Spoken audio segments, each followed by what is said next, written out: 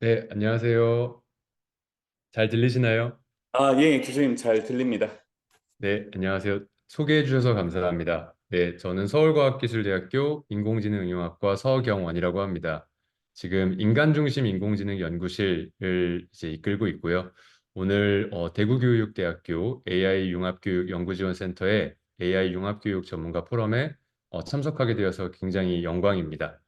오늘 인간 AI 튜터 상호작용을 통한 미래교육 혁신이라는 다소 좀 거창한 주제로 발표를 드리게 되었는데요. 제가 이제 한국에 들어와서 서울시 교육청과 같이 연구 진행하고 있는 내용들에 대해서 주로 소개를 드리면서 앞으로에 대해서 조금 이제 말씀을 드리도록 하겠습니다. 네, 그래서 이제 오늘 발표드릴 내용들은 대부분 이제 저희 연구실에서 같이 진행이 되고 있는 내용들입니다. 그래서 저희 뭐 대학원생 6명, 그리고 이제 학부연구원 5명에서 총 11명이서 관련 연구들을 열심히 진행을 하고 있습니다.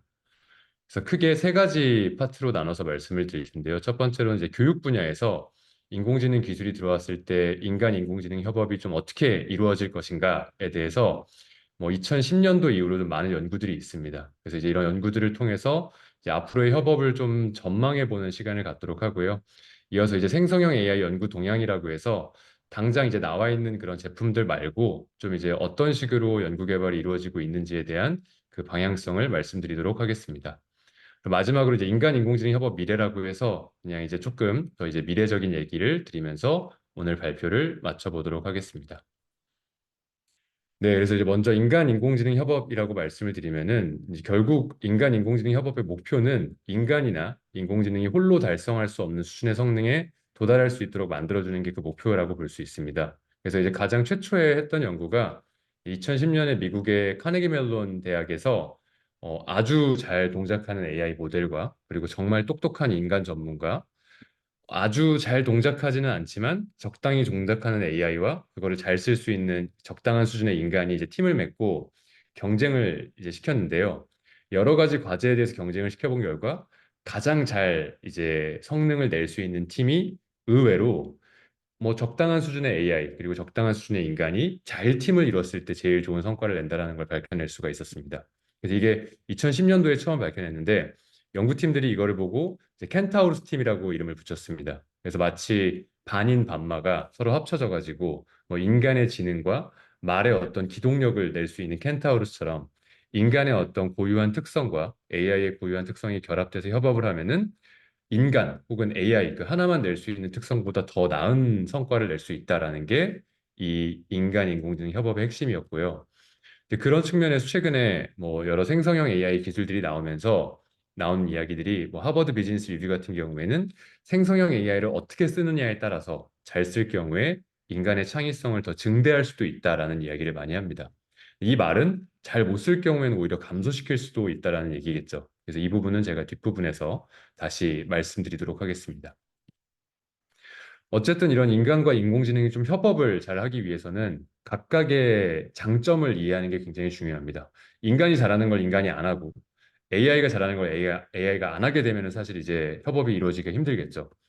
저희가 AI가 잘하는 것과 인간이 잘하는 걸 좀 살펴보게 되면은 AI는 아무래도 굉장히 방대한 양의 데이터를 분석을 해서 그 데이터를 기반으로 나름 객관적인 계산을 하는 것을 굉장히 잘합니다.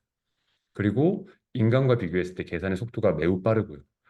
또한 인간의 어떤 데이터들을 주어주게 되면은 그 데이터들을 기반으로 패턴을 굉장히 잘 학습할 수 있습니다. 사실 챗GPT 같은 경우에도 우리가 보유하고 있는 많은 언어들을 기반으로 언어 모델을 만들고 마치 인간이 말하는 것처럼 모사하는 수준에 이제 이르르고 있는 모델이기 때문에 그러한 인간의 패턴을 잘 모사할 수 있다는 장점이 있습니다.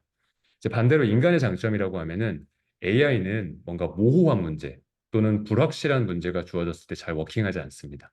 그래서 소위 말해서 이제 인간은 뭐 개떡같이 말하더라도 찰떡같이 알아듣는 게 가능하다라고 하면은 AI는 정말 개떡같이 말하면은 개떡같이 결과를 주게 됩니다. 그래서 AI 분야에서 가장 유명한 말 중에 하나가 이제 garbage in, garbage out이라고 얘기를 하는데요. 말 그대로 쓰레기를 주면은 쓰레기를 주더라라는 이야기입니다.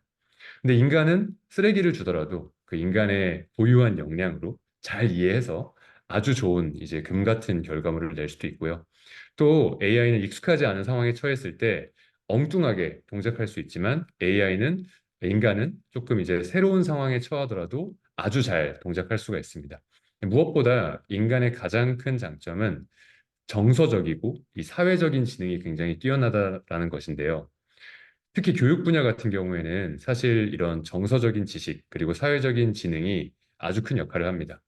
이 AI 이전에 사실 그 교육 분야에서 많이 활용됐던 것 중에 하나가 이제 무크에 대한 연구가 되게 많이 됐습니다. 그 온라인 코스 관련해 가지고.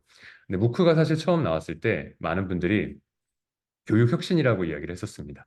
뭐 온라인 상에 공짜로 양질의 온라인 컨텐츠들이 저렇게 많이 올라가 있는데 많은 사람들이 저것을 보고 공부를 할 것이다라고 생각을 했는데 이제 무크가 나오고 한 20년 정도 지나고 나서 많은 학자들이 그 무크 데이터를 들여다본 후에 내린 결론은 무크는 참 좋은 컨텐츠가 있는데 인간들이 이걸 안 본다. 많은 컨텐츠들을 1주차만 보고 2주차부터는 보지 않더라라는 것입니다. 어떻게 보면 AI도 아무리 AI가 좋은 컨텐츠를 개인 맞춤형으로 추천을 해줘도 그 추천된 컨텐츠를 할지 말지 결정하는 건 결국 학생이고 이때 학생의 마음을 움직일 수 있는 건 결국은 인간의 어떤 이모셔널하고 소셜한 인텔리전스밖에 없습니다. 결국은 AI가 아무리 정확해지더라도 그 AI를 받아들이느냐 마느냐 학생의 마음을 움직이느냐의 여부는 결국은 인간 지능이 더 큰 역할을 할 것이다라고 생각이 되고 있습니다.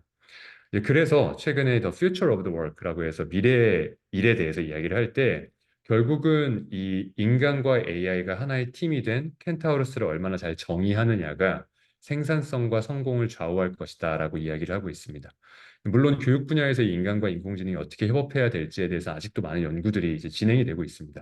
명확한 아직 가이드라인은 없지만 이런 부분에 대해서 저는 이제 여러 가지 AI 툴들을 만들어서 선생님들께 드리면서 이 툴을 썼을 때 좋은지 아니면 이런 식으로 툴을 들였을 때 더 효과적으로 일을 하실 수 있을지에 대해서 연구들을 많이 하고 있습니다. 그런 맥락에서 이제 교육부에서 굉장히 야심차게 기존에 이제 교사 한 분이 학생 다수를 이제 획일적으로 가르치던 체제에서 탈피해서 뭐 2025년부터 AI 디지털 교과서라는 게 나오게 되면은 이걸 통해서 교사와 학생이 보다 더 개인 맞춤형으로 교육을 할 수 있는 시대를 만들어 주겠다라고 이제 이야기를 하고 있습니다. 굉장히 이제 이상적으로는 좋고 올바른 방향이라고 생각합니다. 물론 이제 그 과정에서 한순간에 뭐 2025년을 기점으로 갑자기 무에서 유가 갑자기 딱 나올 수는 없을 것 같고요. 계속해서 우리가 이제 점진적으로 나아가야 될 거다라고 생각을 하고 있는데요. 이제 그런 관점에서 결국은 AI 디지털 교과서가 어떤 데이터들을 모아서 교사 그리고 학생들을 어떻게 도와줄 수 있는지를 연구하는 것이 굉장히 중요합니다. 이제 현재까지 이제 인공지능 튜터라고 하면은요, 결국 이제 현재까지 학자들 사이에서 정의된 바에 따르면은 AI를 이용을 해서 학생들의 학습 상태를 분석하는 게 일단 최우선입니다.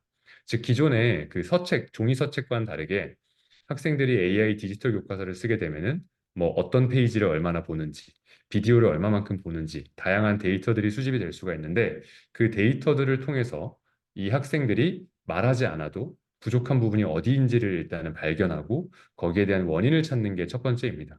그리고 이를 개선할 수 있는 이제 전략들을 AI가 좀 조언해 주거나 아니면 AI가 몇 가지 추천을 해주면은 교사들께서 이러한 추천 서비스들을 제공해 드릴 수 있는 게 현재는 이제 인공지능 튜터의 핵심 역할로 보고 있습니다.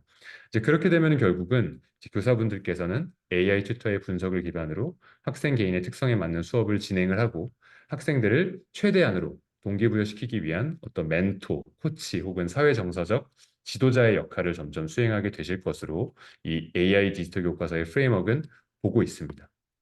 실제로 이거는 이제 인공지능 튜터가 도입된 교과 수업의 예시인데요. 뭐 예를 들면 이제 중학교 수업입니다. 그래서 뭐 수업 전에는 학생들이 수업을 시작함과 동시에 본인의 뭐 노트북 또는 본인의 디지털 기기를 가지고 AI 디지털 교과서에 뭐 사전 학습 문제를 풀고 나면은 그 문제에 대한 수행 능력, 과정 중심 평가를 통해서 바로 분석을 한 다음에 이것들을 통해서 학습자의 어떤 개인별 수준을 고려한 모둠이 구성이 되고 뭐 프로젝트 학습이 시작이 된다라고 이야기를 합니다. 그리고 이런 프로젝트 학습을 하고 나면은 수업 후에는 AI가 이런 프로젝트 학습 기간 동안 학생별 진단이나 처방을 하여서 뭐 수업과 연계된 맞춤형 과제를 내주게 되고 그 과제를 방과 후에 집에서 혼자 진행을 하는 동안 궁금한 부분이 있으면은 AI 튜터의 도움을 얻어서 답도 얻고 또 모르는 개념에 대해서 이해를 도울 수 있는 다양한 콘텐츠들도 추천을 받을 수 있는 구조가 현재 이제 교육부에서 보고 있는 인공지능 튜터 기반의 교과 수업의 예시라고 할 수 있겠습니다. 조금 더 이제 디테일하게 말씀을 드리면은 제가 작년에 이 서울시교육청과 함께 인공지능 기반 맞춤형 교육 서비스의 여러 가지 유형들에 대해서 연구를 했었는데요. 결국 여러 가지 연구들을 살펴봤을 때 크게 5가지로 분류해 볼 수 있을 것 같습니다. 첫 번째는 이제 지능형 튜터링 시스템이라고 해서 다양한 데이터들을 기반으로 학생들의 질문에 대해서 맞춤형 답변을 제공해 줄 수 있는 서비스가 있고요. 두 번째는 학습 추천 생성 시스템이라고 해서 학습 맥락에 대한 분석을 바탕으로 개인 맞춤형 학습 자료나 전략을 제안해 줄 수 있는 게 있습니다. 세 번째는 적응형 평가 시스템이라고 해서 현재 가장 많이 연구가 되고 있는 시스템인데 학생들의 지식 수준을 평가를 해서 지식 수준별로 개인 학생 맞춤형 이제 문제들을 계속 제공해 줄 수 있는 서비스입니다. 네 번째, 다섯 번째는 이제 교수자분들을 위한 서비스인데요. AI 기반 대시보드는 AI 디지털 교과서를 통해서 수집된 다양한 데이터를 교수자분들이 좀 알기 쉽게 보여줄 수 있는 시스템이고요. 마지막 표정 및 감정 분석 시스템은 학생들의 어떤 미묘한 표정이나 감정 같은 것들까지도 분석해서 교수자분들께 제공해 드릴 수 있는 서비스를 의미합니다. 그래서 하나하나에 대해 조금 더 이제 디테일하게 말씀을 드려보면요. 먼저 지능형 튜터링 시스템의 대표적인 예제는 저희 챗 GPT로 볼 수 있겠습니다. 그래서 결국은 챗 GPT를 통해서 실제로 질의응답을 나눠 보시게 되면은 내가 모르는 것에 대해서 물어보면은 거기에 대해서 꽤 그럴듯한 답변을 제시를 해주고 있습니다. 처음에 이제 작년 말이나 올 초 같은 경우에는 할루시네이션 환각 문제가 꽤 심했었는데 최근 GPT-4 모델이 나오면서 꽤 정확도가 이제 올라간 것들을 볼 수가 있고요. 그래서 실제로 내가 이제 이런 개념을 써서 풀었는데 다른 개념은 없을까라고 하면은 다른 개념까지도 추천해 주는 것을 이제 보실 수가 있습니다. 실제로 지금 미국 같은 경우에 이런 챗GPT를 활용을 해서 다양한 교수학습 모델들이 연구되고 있는 것으로 나타나고 있습니다. 두 번째로 학습 추천 생성 시스템 같은 경우에는 이제 국내에서 개발한 리튼이라는 프로그램이 있는데요. 결국은 이제 챗GPT와 좀 비슷하지만 조금 더 특화해서 이 학생의 학습 맥락을 바탕으로 개인 맞춤형 학습 자료를 생성하거나 학습 전략을 제안해 줄 수 있는 프로그램입니다. 그래서 예를 들자면은 학생들이 이제 면접, 즉 발표 같은 것들을 앞두고 거기에 대한 자기소개서를 올리게 되면은 그것들을 기반으로 면접 예상 질문 혹은 너가 발표를 할 때 받을 수 있는 예상 질문 같은 것들을 뽑아줄 수가 있고요. 또 자기소개서에 대한 예상 질문, 독서 감상문에 대한 예상 질문 같은 것들도 뽑아줄 수가 있습니다. 그래서 만약에 이제 선생님들께서 토론 형태의 수업을 많이 진행을 하신다면은 학생들이 사실 토론을 혼자서 연습하기가 되게 힘든데 이러한 리튼 같은 프로그램과 함께 맞춤형 학습 추천을 통해서 토론에 대해서도 미리 연습해 볼 수 있는 기회를 가질 수가 있겠습니다. 네, 세 번째는 적응형 평가 시스템입니다. 이제 듀오링고라고 해서 이제 외국어를 공부하는 프로그램인데요.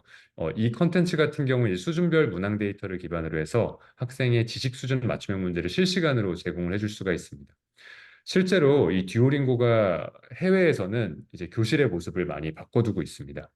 듀오링고는 처음에는 사실 영어 아니면 프랑스어, 스페인어 몇 개 언어로 시작을 했다가 지금은 이제 언어의 폭을 점점 넓혀가고 있습니다. 그래서 다양한 언어들을 이 듀오링고를 통해서 언어 학습을 진행할 수가 있는데 점점 이제 미국 학교들 같은 경우에는 그 외국어 담당 선생님을 한 분 한 분 다 두는 게 아니라 이 듀오링고를 잘 다루실 수 있는 선생님 한 분이 다양한 언어를 활용하는 클래스를 동시에 이제 운영하실 수 있는 구조로 바뀌어 가고 있습니다.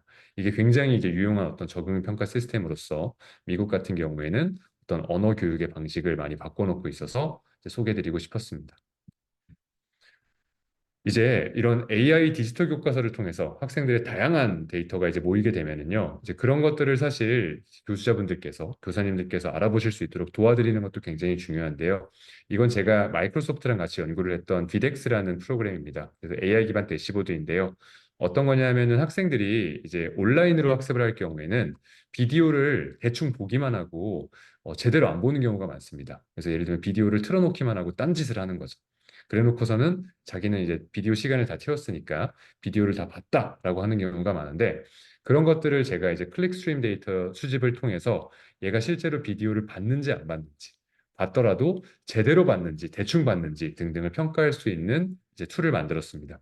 그래서 이런 것들을 교수자분들께 제공을 해드림으로써 이분들이 이 학생이 비디오를 이때부터 좀 대충 봤네라는 것을 파악을 하실 수가 있고 그 학생에게 조금 더 비디오를 열심히 보라고 독려하실 수 있는 프로그램을 제가 이제 왼쪽에 만들었고요. 오른쪽 같은 경우에는 비디오 기반으로 학습을 할 경우에는 이 비디오를 학생들이 이해를 했나 못했나를 알기가 굉장히 어렵습니다. 근데 그 학생들의 행동 데이터를 통해서 학생들이 특별하게 어려워하는 부분, 학생들이 되게 쉬워하는 부분을 분석할 수 있도록 만든 다음에 교사분들께 비디오의 이 부분은 학생들이 너무 쉬워합니다. 혹은 비디오의 이 부분은 학생들이 굉장히 어려워합니다라는 것을 알려드릴 수 있는 툴을 만들어서 AI 기반 대시보드로 활용을 하였습니다. 최근에는 더 나아가서 이제 이러한 대시보드 같은 경우에는 교수자분들의 개인 역량에 따라 사실 해석하는 정도가 굉장히 달라집니다. 그래서 데이터 리터러시가 있으신 분들은 그 데이터를 보시고 이게 되게 중요한 정보네라는 걸 캐치하실 수가 있는데 뭐 그런 걸 좀 어려워하시는 교수자분들도 계시기 때문에 최근에는 이제 저희가 코파일럿 기술이라고 해서 학생의 역량 분석하는 것을 그냥 생성형 AI에게 시킬 수 있는 툴을 만들었습니다. 그래서 뭐 예를 들면 일반 학생들 중에 협력적 소통 역량이 낮은 학생들 이름을 알려줘라고 하면은 그 학생의 이름을 명확하게 알려주고 그것들을 시각화해서 내가 그려볼 수 있도록 도와주는 툴을 만들어 가지고 학생들에 대한 데이터 분석을 보다 더 재미있게 도와드릴 수 있는 이런 인간과 인공지능 튜터의 협업 모델을 만들어 보았습니다. 마지막으로 최근에 이제 많이 코로나 때문에 연구됐던 시스템이 이 표정 및 감정 분석 시스템이라고 해서 카메라 데이터 분석을 통해서 학생의 어떤 집중도, 몰입도, 이상 행동 같은 것들을 평가해서 교수자에게 알려주는 시스템입니다. 뭐 예를 들면 코로나 기간 동안 이제 시험을 만약에 보게 되면은 학생들이 이렇게 카메라를 켜놓고 그 카메라에서 수집되는 데이터를 통해서 이 학생이 실제로 지금 퀴즈를 푸는지 안 푸는지 평가를 할 수 있고요. 또 모든 수업이 온라인으로 진행되는 이 미네르바 유니버시티 같은 경우에는 학생들의 카메라 데이터를 기반으로 그 학생이 수업 중에 얼마나 많이 말을 하는지 아니면 얼마나 집중을 많이 하는지를 이제 평가할 수 있도록 만들었습니다. 그래서 이런 식으로 이제 카메라 데이터 분석을 통해서 교수자분들이 수업을 하실 때 그 수업 중간중간 나오는 데이터를 기반으로 학생이 얼마만큼 말을 했는지 혹은 인스트럭터, 교수자가 얼마만큼 많이 말을 했는지 또는 클래스 내에서의 활동은 어떤 것들이 있었는지를 이렇게 보여드리고요.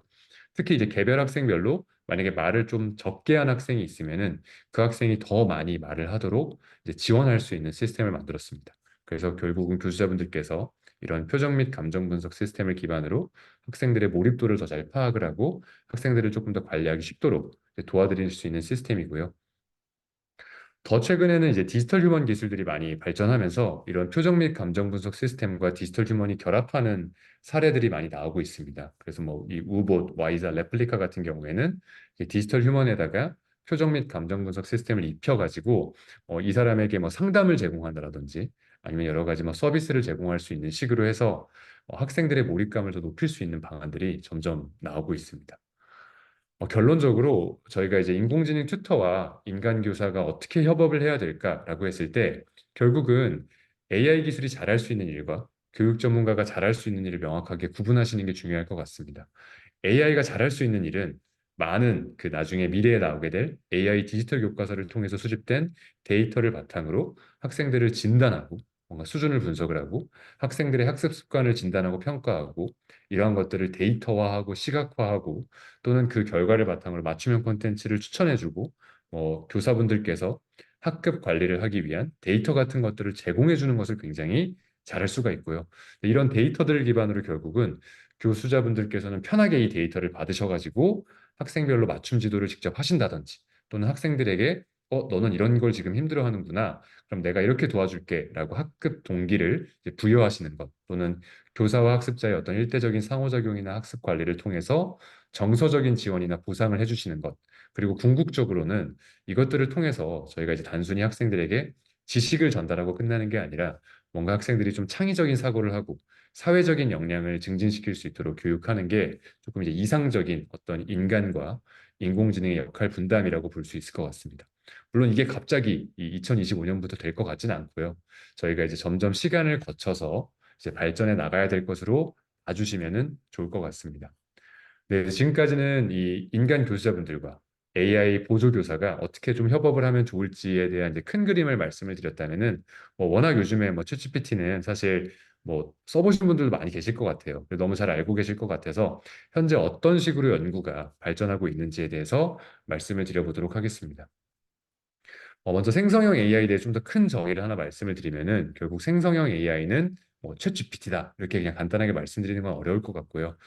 프롬프트라는 것에 응답을 해서 텍스트, 이미지 또는 기타 미디어를 생성할 수 있는 인공지능 시스템의 일종이 저희가 생성형 AI다라고 얘기를 합니다. 그래서 뭐 텍스트를 생성할 수 있는 거를 저희가 프롬프트가 나왔을 때 텍스트를 생성하는 것을 뭐 챗GPT가 대표적이고요.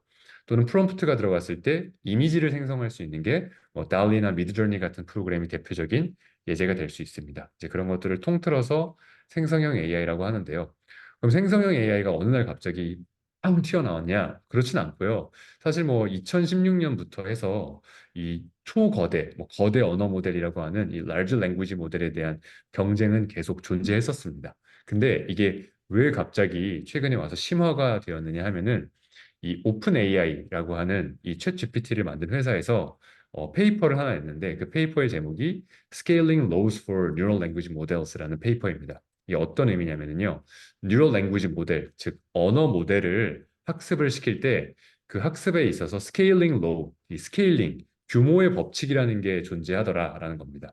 근데 그 규모의 법칙이 뭐냐 하면은 컴퓨팅, 즉 계산을 많이 하면 할수록 데이터셋 사이즈, 내가 그 모델을 학습시킬 때 들어가는 데이터셋의 크기가 커지면 커질수록 파라미터, 모델이 굉장히 복잡해서 파라미터의 개수가 많아지면 많아질수록 이 Y축에 보이시는 테스트 러스, 즉 오차가 점점 떨어지더라라는 것입니다. 즉 많은 컴퓨터를 가지고 연산도 많이 하고 데이터셋도 많이 제공하고 파라미터가 많아져서 모델이 복잡해지면 복잡해질수록 점점 성능이 좋아진다라는 것을 딱 페이퍼로 내자마자 뭐 구글 그리고 마이크로소프트, 오픈 AI, 그리고 최근에는 뭐 세계의 다양한 기술 강대국들이 이런 초거대 언어 모델 경쟁에 다들 지금 이제 뛰어들어서 만들기 위해서 막 최선을 다하고 있습니다. 특히 이러한 초거대 언어 모델을 통해서 이 나오게 된 모델들에게 어떤 태스크를 시켜봤을 때 그 태스크가 어떤 이제 임계점을 넘는 모습을 보여주고 있습니다. 이걸 저희가 이제 emergent ability라고 얘기를 하는데요. 뭐 창발적 능력 정도로 이제 해석을 하시면 좋을 것 같습니다. 그래서 large language 모델을 썼을 때 기존에 large하지 않은 모델을 썼을 때는 잘 못하던 뭐 수학 문제 푸는 거, 번역하는 거, 뭐 질의응답하는 거 이런 것들을 어느 수점부터 갑자기 확 잘하게 되더라라는 그 모습을 이제 보여주는 페이퍼이고요. 이제 이 페이퍼에서 결국 말하고자 하는 것은 초거대 언어 모델이 되어야지만 우리가 흔히 이야기하는 그럴듯한 결과를 낼 수 있더라라는 것입니다. 이제 이런 맥락 속에서 지금도 굉장히 많은 그 빅테크 기업들 그리고 뭐 여러 국가적인 차원에서 이런 초거대 언어 모델에 대해서 경쟁을 하고 있고요. 뭐 올해 같은 경우에는 특히 이제 마이크로소프트는 AI 관련 학회인 CVPR에서 Large Multimodal 모델이라는 것을 이제 내세웠는데요. 이 Large Multimodal 모델은 어떤 거냐 하면은 이제 텍스트뿐만 아니라 이제 이미지를 포함한 다양한 모달리티의 데이터들을 다루겠다라는 것입니다. 그래서 이 GPT-4를 활용해 가지고 점점 더 많은 것들을 하고 있고 이 GPT-4의 성능이 워낙 좋다 보니까 이 마이크로소프트 리서치에서 발표한 페이퍼인데 Sparks of Artificial General Intelligence라고 해서 우리가 인공 일반지능의 어떤 그 스파크를 본 것 같다라는 식으로 페이퍼를 또 내게 됩니다. 그래서 예전에는 굉장히 어려워했던 문제들도 이제는 쑥쑥 풀고 내가 뭔가를 시키면은 막 그림도 거뜬하게 그리고 데이터 분석까지 해주는 일종의 인공 일반지능의 수준에까지 이르는 것 같다라고 이야기를 이제 하고 있습니다. 그러면서 생성형 AI가 단순히 뭐 텍스트뿐만 아니라 비디오, 이미지, 코드, 그리고 스피치, 3D 모델, 뭐 음악, 게임 등등등등 다양한 분야로 점점 파급되어 나가고 있고요. 그러다 보니까 요즘 이 생성형 AI의 열풍이 부는 게 단순 챗 GPT 때문이 아니라 이런 다양한 영역들에서 쓸모가 발견되고 있기 때문에 이제 이런 각광을 받고 있는 것 같습니다. 네, 특히 오늘 이제 소개해드릴 사례는 이 마이크로소프트의 코파일럿에 대한 사례인데요. 마이크로소프트 같은 경우에는 아무래도 이 MS365가 있기 때문에 다양한 이제 그 플랫폼을 갖추고 있죠. 뭐 워드, 엑셀, 파워포인트.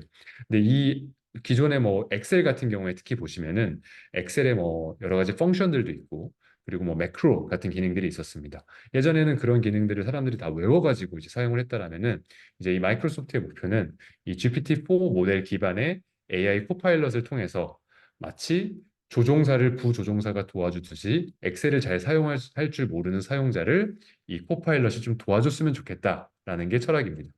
그래서 뭐 예를 들면은 PDF 파일 같은 경우에도 이 코파일럿에다 올려가지고 요약해봐라고 하면은 쑥 요약해 주는 것을 볼 수가 있고요.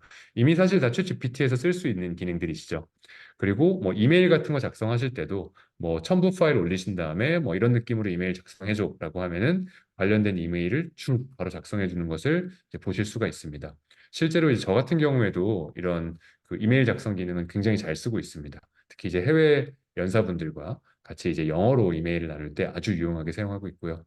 또 뭐 아이디에이션 같은 것들 할 때도 처음에 이제 뭐 무슨 아이디어를 낼지 모를 때 AI 코파일럿에게 뭐 우리 이런 주제로 토의할 거니까 아이디어 제안 좀 해봐라고 하면은 뭐 초기 아이디어 시드들을 몇 가지 주고 그 시드들을 가지고 막 이제 뭐 팀즈에서 논의를 하면은 그 논의하는 것들을 다 녹음해서 이제 트랜스크립션으로 만든 다음에 이것들을 가지고 뭐 자동적으로 회의록도 작성을 해주고 그 작성된 회의록을 또 자동으로 이메일로 뿌려주는 것과 같이 마치 진짜 이 AI 비서가 있는 것처럼 나를 도와주는 기술들로 발전시켜 나가고 있습니다.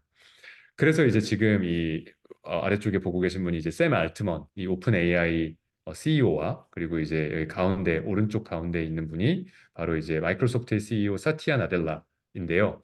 이 둘이 결국은 지금 그리고자 하는 미래는 바로 개인화된 인공지능 챗봇이 만들어진 미래라고 보실 수 있을 것 같습니다. 그래서 누구나 이 오픈 AI의 GPT 모델을 활용을 해가지고 일종의 개인화된 AI 챗봇 비서를 가지고 다니면서 어떤 업무들을 효율적으로 처리할 수 있는 것을 만들고자 하고요. 그래서 최근에 이제 GPT에서 마이 GPT 혹은 뭐 GPT스라는 것을 만들었습니다. 그래서 혹시 뭐 GPT를 유료로 지금 구독하고 계신 분들은 이미 사용하실 수 있는 기능인데요. 내가 가지고 있는 문서들을 막 올린 다음에 그 문서에 특화된 나만의 GPT를 만들 수 있습니다. 그럼 걔한테 뭐 예를 들면은 뭐 학교에 너무 많은 규칙들이 있어서 내가 그 규칙을 다 찾아보기 어렵다라고 하면은 그 규칙 파일들을 다 거기 넣어버리신 다음에 그 규칙 파일들을 가지고 학습된 GPT에게 뭐 이런 규칙이 있으면 알려줘라고 하면은 걔가 그 학습된 파일들을 가지고 규칙들을 잘 알려줄 수 있는 일종의 Q&A 봇이 만들어질 수가 있습니다. 그래서 실제로 뭐 누구나 이 AI에 대한 지식이 없더라도 5분, 10분 만에 쉽게 나만의 GPT를 만들 수 있는 툴을 이제 만들고 있고요. 이런 것들이 결국은 이 빅테크 기업들의 목표라고 생각이 됩니다. 누구나 AI 개인 비서를 가지게 되고 그때 본인들의 이제 플랫폼을 썼으면 좋겠다라는 게 이제 목표로 보입니다. 물론 이제 그렇게 되면은 너무 많은 데이터들이 이런 빅테크 기업들로 흘러가게 되기 때문에 거기에 대한 또 이제 반발 심리 같은 것으로 최근에는 또 공개에 대한 흐름도 굉장히 많습니다. 뭐 그래서 이제 프리트레인드 모델이라고 해서 이런 초거대 언어 모델을 미리 학습을 시킨 것을 그냥 오픈해 버립니다. 특히 대표적으로 메타가 이걸 되게 열심히 하고 있는데요. 아무래도 이제 메타 같은 경우에는 뭐 페이스북, 인스타그램 같은 것으로 텍스트 데이터를 많이 수집을 했다 보니까 이런 것들을 기반으로 뭐 라마라고 하는 라마 1 최근에 뭐 라마 2라고 하는 이 오픈 모델들을 공개를 해가지고 누구나 이 언어 모델을 가져다가 본인만의 AI를 학습시킬 수 있도록 지원을 하고 있습니다.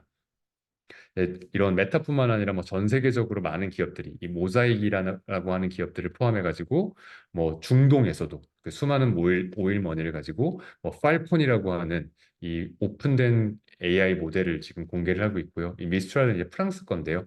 프랑스에서도 자국의 어떤 이런 모델을 만들어 가지고 막 공개를 하고 있습니다. 즉 이런 식으로 굉장히 경쟁이 많이 치열해지고 있고요. 특히 이 메타가 공개한 이 라마라는 것을 기반으로 해서 저희가 인스트럭션 튠드 모델이라고 하게 되면요. 어, 챗 GPT 같은 거를 직접 만들어 볼 수가 있습니다. 그래서 이 알파카라는 것은 이제 스탠포드에서 만든 일종의 챗 GPT 같은 모델인데요. 이 인스트럭션 튠드 모델을 우리만의 것을 만들게 되면은 결국은 나만의 챗 GPT, 나만의 생성형 AI를 우리가 보유할 수 있게 되는 것입니다. 그래서 이제 그런 식으로 최근에는 이 오픈 LLM 리더보드라고 해서 그 허깅 페이스라는 웹사이트를 통해서 많은 연구자들이 본인들의 오픈 모델을 공유하면서 보다 더 이제 좀 더 민주적인 어떤 모델들을 만들어가기 위해서 노력하고 계십니다. 네, 그러면은 이제 인간 인공지능 협업의 미래에 대해서 말씀을 드리면서 이제 Q&A로 넘어가 보도록 하겠습니다. 작년에 이제 11월 처음 챗GPT가 나오고 나서 이제 미국 같은 경우에는 굉장히 충격을 많이 받았습니다. 그래서 한국 같은 경우에는 이 챗GPT가 한국어를 뭐 엄청 능숙하게 지원해 주지는 못하기 때문에 뭐 한국어를 가지고 뭐 컨닝을 하거나 이럴 가능성이 좀 떨어지지만 미국 같은 경우에는 워낙 퍼포먼스가 좋아서 챗GPT가 나오자마자 많은 초등학교, 중학교, 고등학교들이 충격을 받고 학교에서 이제 이걸 막아버렸었습니다. 근데 그러다가 좀 한 두 달, 세 달 정도 교수자분들께서 좀 생각을 해보니까 이게 막는 게 능사가 아니다라고 하시면서 조심스럽게 이제 오픈을 하시면서 이 챗 GPT를 교육 분야에 어떻게 쓰면 좋을지에 대해서 논의를 하시기 시작합니다.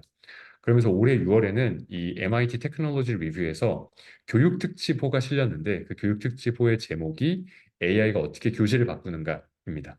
그러면서 거기 나오는 기사 중에 하나가 챗GPT가 교육을 바꾸는 것이지 교육을 부수는 게 아니다라고 이야기를 하십니다.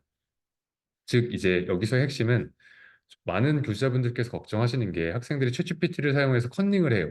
학생들이 챗GPT를 통해서 더 멍청해지는 것 같아요. 라고 이야기를 하지만 사실 그것은 그 교육 시스템에서의 평가 방법 자체가 챗 GPT에게 취약한 그 평가 방법인 것이 잘못인 거지 학생들이 그 챗 GPT를 쓰는 것 자체는 잘못이 아니다라는 것입니다. 오히려 미래 AI 시대에서는 학생들이 이런 챗 GPT를 더 잘 쓸 수 있도록 지도를 해야 되고 잘 쓴다라는 것은 그냥 단순히 그 정보를 갖다 쓰는 게 아니라 챗GPT가 만들어내는 정보 중에 잘못된 것도 많기 때문에 그 잘못된 것들을 판별할 수 있는 안목도 키워주고 또 그런 챗GPT가 만들어준 것을 바탕으로 해서 아까 이제 서두에 말씀드렸던 인간 인공지능 협업을 학생들 수준에서도 이루어내서 뭔가 AI 학생 협업을 통해서 본인의 학습 성과를 더 올릴 수 있는 방법을 지도해 주는 게 굉장히 중요하다라고 이야기를 하십니다. 그러면서 결국은 학생들을 위한 또한 교수자분들을 위한 이 AI 리터러시가 굉장히 중요하다라고 이야기를 하시고요. 그런 측면에서 미래 교육을 결국은 AI를 잘 활용할 수 있는 교육과 AI를 활용하지 못하는 교육으로 나뉘게 될 거다라고 이제 이야기를 하십니다. 이제 그러면서 뉴욕타임스에서도 뭐 AI에 대한 교육뿐만 아니라 특히 이제 AI를 어떻게 적용시켰을 때 교육이 더 효과적으로 부각될 수 있을지에 대한 이런 AI 서비스 영역을 발굴하는 게 아주 필요하다라고 강조를 하십니다. 그러면서 뭐 챗GPT를 학교에서 막지 말고 이것과 함께 가르칩시다라고 이제 이야기를 하시게 됩니다. 실제로 이건 제가 수행했던 연구고요. 제가 이제 그 캐나다에서 온라인 학습을 할 때 AI 기술이 적용됐을 때 학습자와 학생의 상호작용이 어떻게 바뀌게 되는지에 대해서 연구를 했습니다. 여기서 제가 특히 알아보고자 했던 거는 이제 AI가 도입이 됐을 때 장기적인 효과에 대해 좀 알아보고 싶었습니다. 근데 AI의 장기적 사용에 대한 미지의 영향들이 상당히 많습니다. 그래서 제가 이 연구를 통해서 발견한 것은 특정 학생들 같은 경우에는 AI 기술 자체에 대해서 굉장히 귀찮게 느낍니다.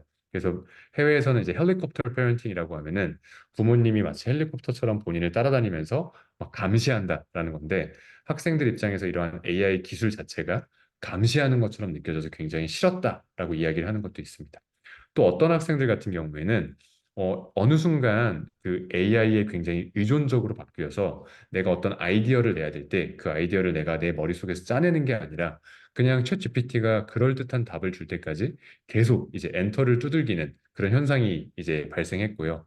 그런 점에서 뭔가 AI가 나의 창의력을 오히려 가로막는 것 같았고 AI가 나를 더 의존적으로 만들었다라고 이야기를 했습니다. 따라서 만약에 미래 교실에 진짜 이러한 인공지능이 도입이 되게 된다면은 교육 분야 속에서 이런 인간 인공지능이 협업을 제대로 하기 위해서는요. 도메인 전문가분들이 이런 것들에 대해서 미리 좀 미지의 영향들을 잘 평가를 하시고 지속적으로 관리 감독을 하시는 게 매우 중요하다라는 결론을 내릴 수가 있겠습니다.